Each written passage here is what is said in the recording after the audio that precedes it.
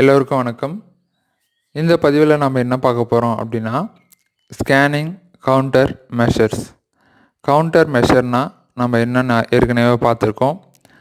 ஒரு தவறு நடக்குது அப்படின்னா அதை நடக்காமல் நம்ம பாதுகாத்துக்கிறது எப்படி. வருமுன் காப்பதே சிறந்தது அப்படின்ற பழமொழியை நாம் படிச்சிருப்போம். அந்த பழமொழிக்கு ஏற்ற மாதிரி, அதாவது ஒரு விஷயங்கள் நடந்து முடிஞ்சதுக்கப்புறம் வருத்தப்படுறதை விட நடக்கிறதுக்கு முன்னாடியே அதுக்கான முன் ஏற்பாடுகளை, பாதுகாப்பை செய்து வைக்க வேண்டியது நம்மளுடைய முதல் கடமை.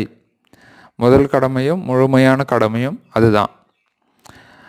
அந்த மாதிரி இப்போ ஸ்கேன் பண்ணும்போது ஒரு கணினி நிறுவனத்தினுடைய கணினிகளின் தகவல்கள் மற்றவங்களுக்கு தெரியாமல் இருக்கணும் அப்படின்னா என்ன எல்லாம் பண்ணணும் அப்படின்றது தான் நம்ம இந்த பதிவில் நம்ம பார்க்க போகிறோம். சரிங்களா? சரி, இப்போ ஸ்கேனிங் அப்படின்னா என்னென்னா ஆராய்தல். இதன் மூலிமா என்ன தெரிஞ்சுக்கிறாங்க அப்படின்னா, இப்போ ஒரு கணினி இயக்கத்தில் இருக்கா, அப்புறம் அந்த கணினியினுடைய மென்பொருள் என்ன, அப்புறம் அந்த கணினியில் பார்த்திங்கன்னா வழிகள்லாம் திறந்துருக்கா, ஓப்பன் போர்ட்ஸ் இருக்கா, அப்புறம் அதில் ஏதாவது பாதுகாப்பு குறைபாடுகள் இருக்கா அப்படின்னு ஆராயிறது தான் இந்த ஸ்கேனிங். இதுக்கான டூல்ஸ் பார்த்திங்கன்னா மென்பொருட்கள்லாம் என்னென்ன பயன்படுத்துகிறாங்கன்னா, இதுக்கு முன்னாடி பதிவில் நம்ம பார்த்தோம். என்மேப் போன்ற இன்னும் சில மென்பொருட்களை பயன்படுத்துகிறாங்க. அதில் நான் சில முக்கியமான மென்பொருள்களை தான் சொல்லியிருக்கேன், ஆனால் நிறைய மென்பொருட்களை பயன்படுத்துகிறாங்க. சரி, இப்போ இதிலிருந்து நம்ம பாதுகாத்துக்கணும் அப்படின்னா என்ன பண்ணணும்னா, தேவையில்லாத வழிகளை அடைக்கணும். ஓப்பன் போர்ட்ஸை நம்ம க்ளோஸ் பண்ணணும். இதுக்கு தான் பெரும்பாலானவங்க என்ன பண்ணுவாங்கன்னா, இயல்பாகவே லினக்ஸ் அந்த மாதிரி ஆப்ரேட்டிங் சிஸ்டம் கணினி மென்பொருளை பயன்படுத்துவாங்க. நம்ம விண்டோஸ் 7, விண்டோஸ் 8, விண்டோஸ் 10, விண்டோஸ் 11 இந்த மாதிரிலாம் பயன்படுத்துகிறோம் இல்லையா, அதுக்கு பதில் லினக்ஸ் பயன்படுத்துவாங்க. ஏன்னா இயல்பாகவே லினக்ஸில் பார்த்திங்கன்னா நிறைய வழிகள் அடைச்சிருக்கும். நமக்கு தேவையான வழிகளை மட்டும் நம்ம தேவையானப்போ திறந்துப்போம். ஆனால் விண்டோஸில் இயல்பாகவே எல்லாமே ஓரளவுக்கு திறந்துருக்கும். ஏன்னா அது கிராஃபிக்கல் மோட் அப்படின்னு சொல்லுவாங்க. சரிங்களா? அதனால் அதனுடைய வழிகள் திறந்திருந்தால் தான் அது அந்தளவுக்கு நல்லா இயங்கும், நம்மளுக்கு கன்வீனியண்ட்டாக இருக்கும். அதாவது பயன்படுத்தக்கூடிய நபர்களுக்கு எளிமையாக இருக்கும். சரிங்களா?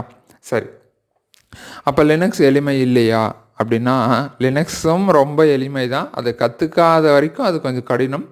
கற்றுக்கிட்டால் அதை யாரும் விட்டுட்டு வெளியே வரமாட்டாங்க. அந்தளவுக்கு ரொம்ப எளிமையான ஒரு விஷயம். சரி, அடுத்தது தேவையில்லாத சேவைகளை நிறுத்துவது, சர்வீசஸ். சரிங்களா? நிறைய சர்வீசஸ் ரன் ஆகிட்டு இருந்ததுன்னா ஏதாச்சும் ஒரு சர்வீஸை பயன்படுத்தி என்ன பண்ணுவாங்கன்னா உள்ளே வந்துடுவாங்க. அதனால் தேவையில்லாத சர்வீஸை நிறுத்துறது. அதுக்கு அடுத்தது பார்த்திங்கன்னா, கணினி மென்பொருளின் தகவலை மறைத்தல். என்ன ஆப்ரேட்டிங் சிஸ்டம் ரன் ஆகுது அப்படின்ற இன்ஃபர்மேஷனை ஹைட் பண்ணணும் அப்படின்னு சொல்கிறாங்க.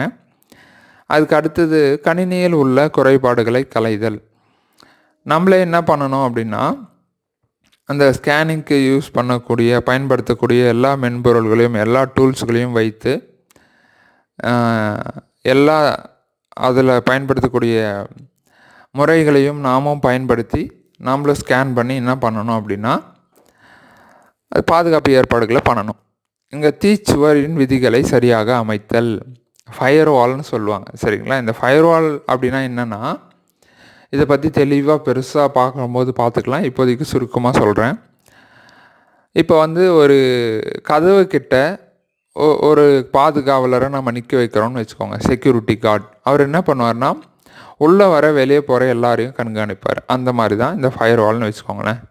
இணைப்பில் நெட்வொர்க்கில் ஃபயர்வால் இது தான். இந்த ஃபயர்வாலினுடைய விதியை சரியாக அமைக்கணும். இவங்களெல்லாம் உள்ளே விடு, இவங்கெல்லாம் வந்தால் வெளியே அமைச்சிரு அப்படின்ற மாதிரி. அடுத்து இணைப்பு நெட்வொர்க் உபகரணங்கள் இருக்குது இல்லைங்களா, அது என்னவானா இருக்கட்டும், டிவைசஸ். சரிங்களா? கருவிகள், நெட்வொர்க் டிவைசஸ் எல்லாம் அப்டேட்டடாக வச்சுக்கணும். சரிங்களா? இப்போ என்ன மென்பொருள் இயக்கத்தில் இருக்கோ அந்த மென்பொருளுக்கு ஏற்ற மாதிரி அதை அப்டேட்டடாக மாற்றி வச்சுக்கணும். அதுக்கு அடுத்து ஆராய்தல் மற்றும் மறைத்தலுக்கு எதிராக இணைப்பை அதான் நான் முன்னாடி சொன்ன மாதிரி தான், சுயமாக நாமளே அந்த ஸ்கேனிங் மெத்தட்ஸ் எல்லாத்தையும் அதனுடைய படிநிலை எல்லாத்தையும் வந்து பார்த்திங்கன்னா சுயமாக ஆராய்ச்சி செஞ்சு தேவையில்லாத தகவல்களை மறைப்பது நல்லது. கொடுத்த தகவல் உங்களுக்கு புரிஞ்சிருக்கும் அப்படின்னு நான் நம்புகிறேன். புரிஞ்சிச்சா புரியலையா அப்படின்றத கமெண்ட் பண்ணுங்கள். இல்லை இதனோட வேறு ஏதாவது சேர்த்து நம்ம கொடுக்க வேண்டியது இருக்கா அப்படின்றதையும் கமெண்ட் பண்ணுங்கள். முடிஞ்சால் வீடியோ பிடிச்சிருந்தால் லைக் பண்ணிவிடுங்க. அடுத்த பதிவில் இன்னொரு புது விஷயத்தோடு சந்திப்போம். நன்றி.